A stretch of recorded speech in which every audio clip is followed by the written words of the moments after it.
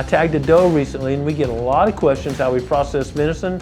So I just want to share some tips today. So I tagged this doe, field dressed it pretty quickly, skin it, and then I debone all the meat. I don't use a saw or anything. I just take the meat off the bone. It's a very simple process.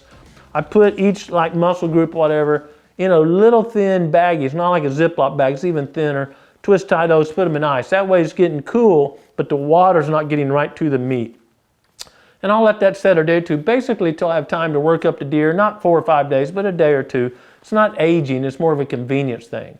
Then I bring it in here and I'll take out a big muscle and I just really flay that muscle out or remove any fat or fascia, the little silver lining stuff you see around a muscle, I remove that off. And the reason I remove the fat and any silver tissue, if you will, is because that's where some of that wild taste comes from that some people don't like. So, man, you look at this meat where all that's been removed, it's just pure, great tasting, pure venison for your family.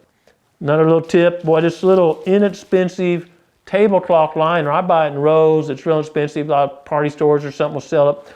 Just put that down on the surface where you're working. This is in my kitchen. It makes cleanup go much faster. Today I want to make a bunch of hamburgers, so except for the loins, I cubed it all up, about inch squares, 1.5 inches. I run through my grinder. This is a great grinder, so it can handle those bigger chunks. And I use a little bit larger size plate on the front of the grinder. This usually comes with a small hose size and a large. I like to use the larger. I like, spaghetti, burger, whatever I'm making with that a little bit larger. Seems to work a little bit better for me and the recipes I like to use.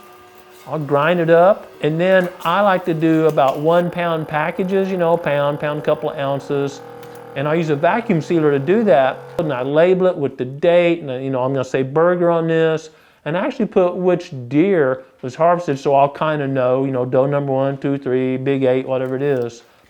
But I press out the meat about a 1/2 inch thick or so, and the reason is that stacks real nicely in your freezer, doesn't take up near as much space or doesn't waste as much space as, round tubes. Think about round tubes, there's a lot of air gaps in between here. So I'll stack it real nice. And also, when I take it out, those skinny patties, if you will, about 1 pound, a little bit over, thaw really quickly. If you've got a big ball, it takes a long time to get that cold out of center, but some 1/2 inch thick, you can thaw it really quickly and start preparing the meal soon after you take the meat out of the freezer.